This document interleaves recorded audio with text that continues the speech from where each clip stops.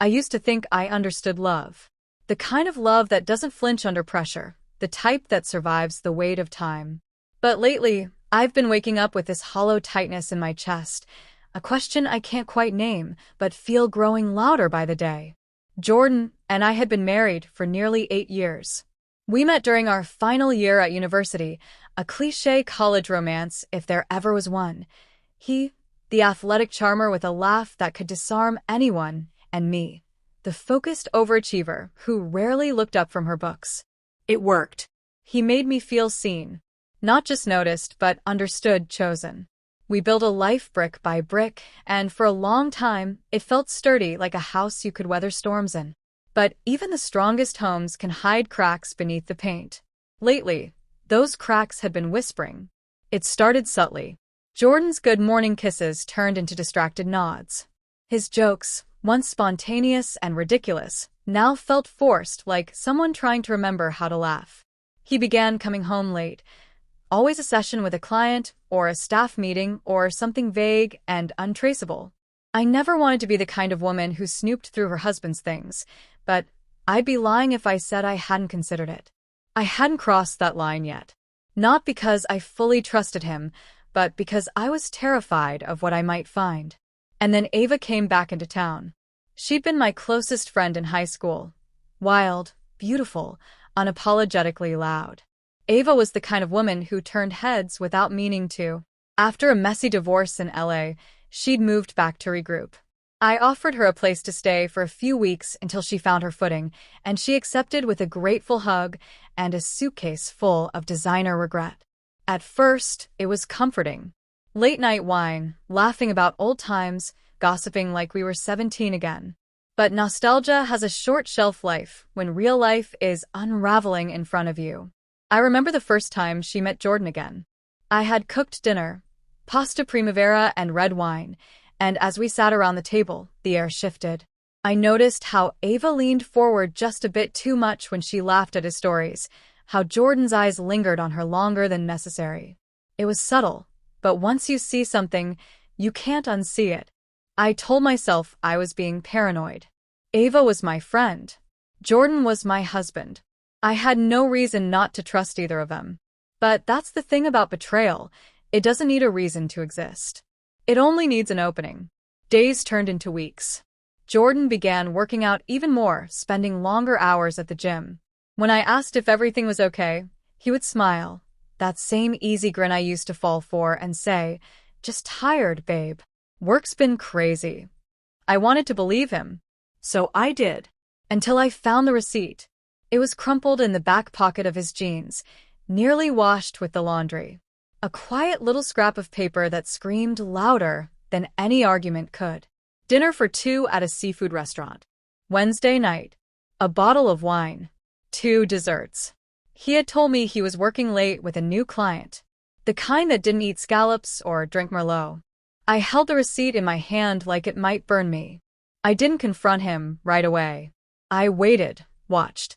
And I started noticing more things. Like how his phone never left his side anymore, even when he went to shower. Or how Ava had started declining invitations to hang out, saying she was just trying to stay low for a bit. She'd never been low in her life. It felt like a slow-motion car crash. Everything moved, yet nothing changed. I was stuck in a world where everything looked almost the same, but something fundamental had shifted. That night, I sat alone on the edge of our bed, my fingers wrapped tightly around the receipt. I stared at the mirror across the room and barely recognized myself. My hair was a mess, eyes shadowed by sleepless nights. I looked like a woman unraveling. Because I was. Jordan walked in, sweaty from the gym, and planted a kiss on my head like nothing was wrong. "How was your day?" he asked, peeling off his shirt, not noticing, or maybe pretending not to notice, the silence stretching between us. "Fine," I answered, folding the receipt into a perfect square in my palm. "Yours?" "Busy. You know how it is." He smiled. That same damn smile. It made me sick. I wanted to scream. I wanted to hurl the crumpled evidence at him and demand answers. But instead, I tucked the receipt into my nightstand drawer and watched him disappear into the bathroom. Because I wasn't ready. Not yet. The truth is, some betrayals don't come with warning signs. They come softly, disguised in routine, in familiarity, in the eyes of someone you used to trust without question.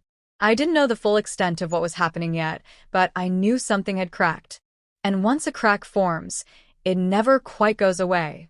I lay awake for hours after he fell asleep, listening to the rhythm of his breathing. I wondered if he dreamed of her, if he ever thought about the promises he made, or the way I still cooked his favorite meals even when I'd lost my appetite. If he even noticed how far we'd drifted. Maybe he did. Or maybe he simply didn't care. I closed my eyes and tried to remember the last time he looked at me like I was the only woman in the room. It felt like remembering someone else's story. I didn't know it then, but this was the beginning. The unraveling of a marriage. The quiet death of trust. I wasn't ready to confront it just yet, but I would. Because the truth has a way of surfacing. And when it does, it doesn't whisper. It explodes. The thing about gut feelings is that they don't shout. They whisper. Quietly. Persistently. And once they start, they don't stop. A week passed since I'd found the receipt, and I hadn't mentioned it to Jordan. Part of me was still clinging to the hope that it had an innocent explanation, that I'd ask, he'd laugh, and I'd feel ridiculous for doubting him. But the other part of me, the quieter, more rational side, knew better. I started watching him. Not like a woman desperate for control, but like one who'd been forced into suspicion. Jordan had always been a creature of habit. Morning protein shake, gym by 7, clients from 9 till 5. But now, he was leaving earlier. Coming home later. Showering at odd hours. Sometimes, he wouldn't kiss me goodbye at all. He claimed he was training a new group of corporate clients, that their schedules were unpredictable. I nodded like I believed him. That was easier than asking why he smelled like women's perfume at 10 p.m. But it was Ava who haunted me most. She stopped texting. No more spontaneous memes, no more invitations to brunch. She had always been an open book, oversharing about dates, bad flings, and her ex-husband's incompetence. But now silence. Clean. Absolute. I messaged her once. You good? She replied hours later. Yeah, just laying low. Needed a reset. A reset. The irony wasn't lost on me. Still, I tried to maintain normalcy. We had a friend's birthday dinner that weekend, and I wore my favorite dress, the emerald one Jordan once said made me look like a movie star. I curled my hair, put on the red lipstick he used to love, and walked out of the bedroom with the faintest hope of seeing recognition in his eyes. Nothing. He glanced up from his phone, muttered, "You look nice," and went back to scrolling. We drove in silence. And somewhere between the stoplight and the restaurant, I decided, if he wasn't going to talk, I'd start listening closely. That's when the plan formed. It wasn't grand or cinematic. Just small steps, quiet intentions. Step 1, access. That night, while Jordan was in the shower, I reached for his phone on the nightstand. It was locked. Of course. I held it up and gently tilted it toward his face through the bathroom steam. The screen blinked open. Shame burned through me, but I kept going. I wasn't here for pride. The messages were clean. Suspiciously so. Not a single conversation with Ava. In fact, her number wasn't even saved. But when I opened the recently deleted folder, my hands began to tremble. There she was. Ava. Message after message. Ava. Last night was risky, but worth it. Jordan. Can't stop thinking about your dress. Ava. We need to be more careful. She's not stupid.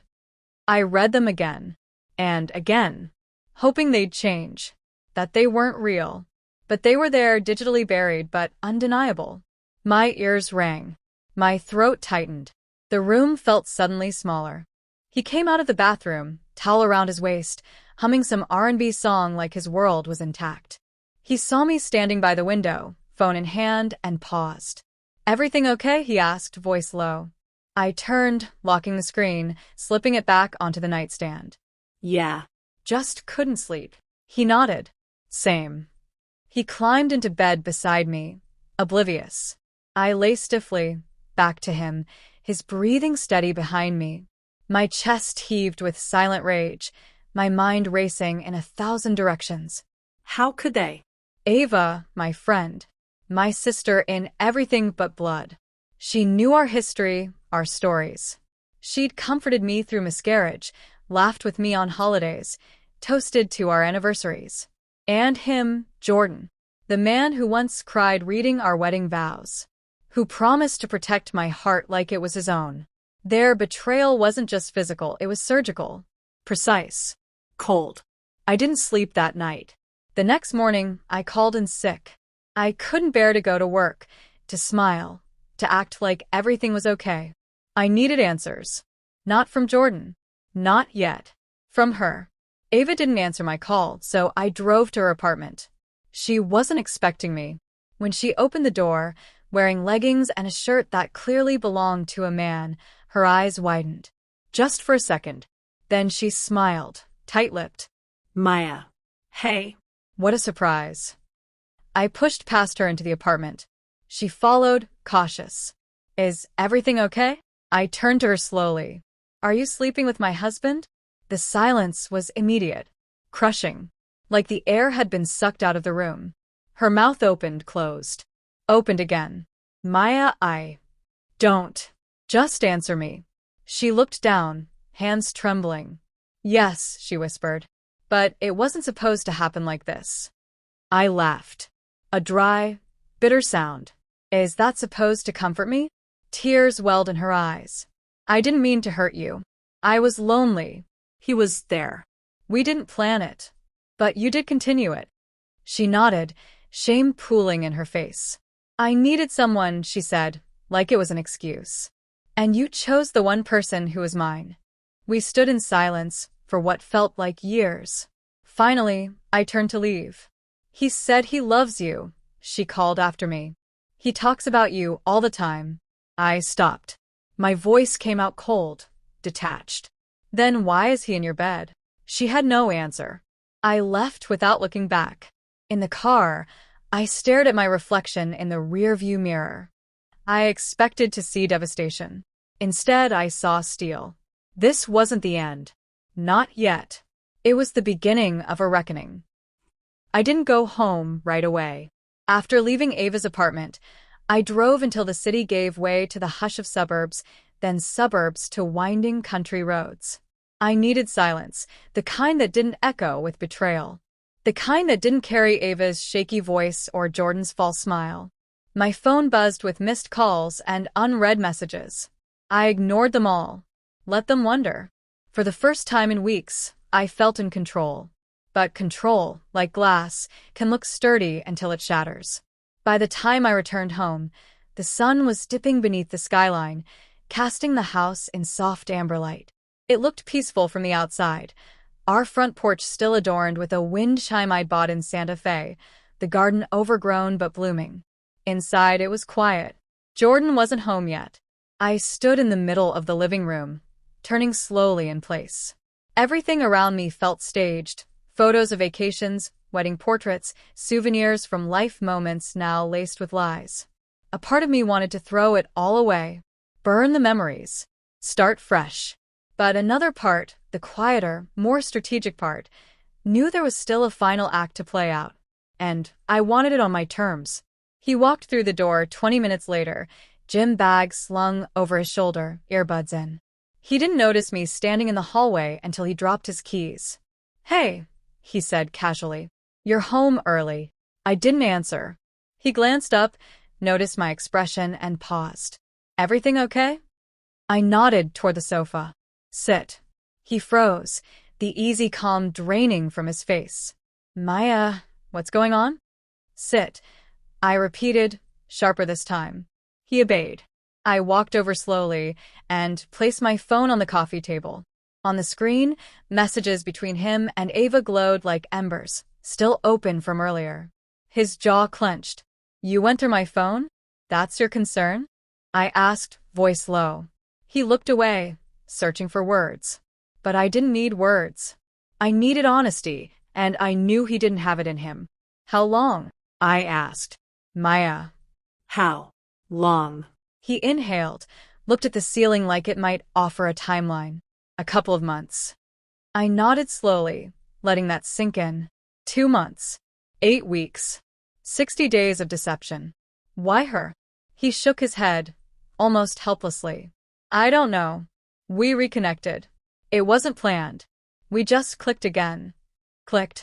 I repeated, disbelief thick in my voice. You clicked with my best friend? I didn't mean for it to happen. I laughed, cold and humorless. You didn't trip and fall into her bed, Jordan. He buried his face in his hands.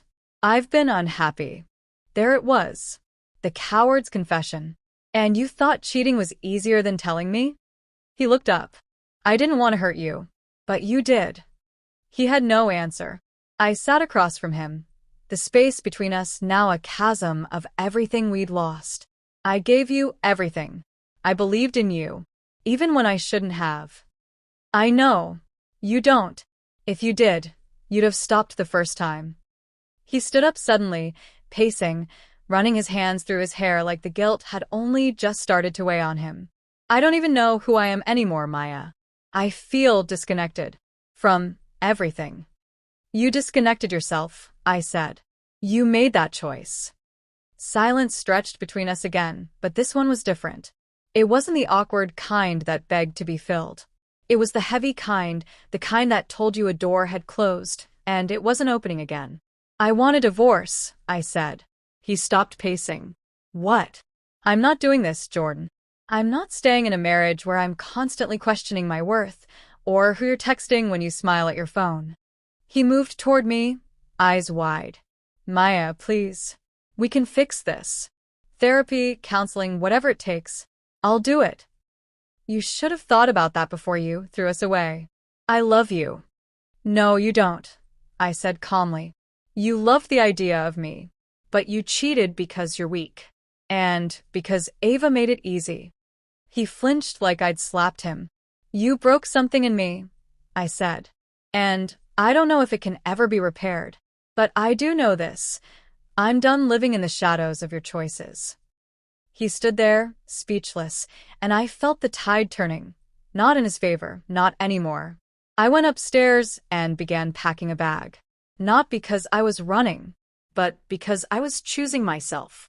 When I came back down, he was still standing in the living room, as if movement might make it more real. I'll send the papers this week, I said, walking past him. Maya. I turned to him one last time. Goodbye, Jordan. I left without another word. The cool night air met me on the porch, and for the first time in months, I breathed freely. It wasn't closure, not yet, but it was a start. And sometimes, survival doesn't come from fighting for what's broken. It comes from walking away and letting it break.